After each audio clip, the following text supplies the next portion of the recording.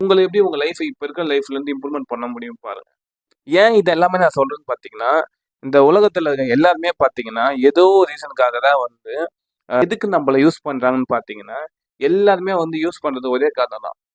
பணம் பண்ண இன்ஃப்ளூயன்ஸா இருக்கட்டும், இல்ல பொலிட்டிஷியன்ஸா இருக்கட்டும், இல்ல ஆக்டர்ஸா இருக்கட்டும், எல்லாருமே வந்து பாத்தீங்கன்னா நம்மள வந்து இன்ஃப்ளூயன்ஸ் பண்றாங்க.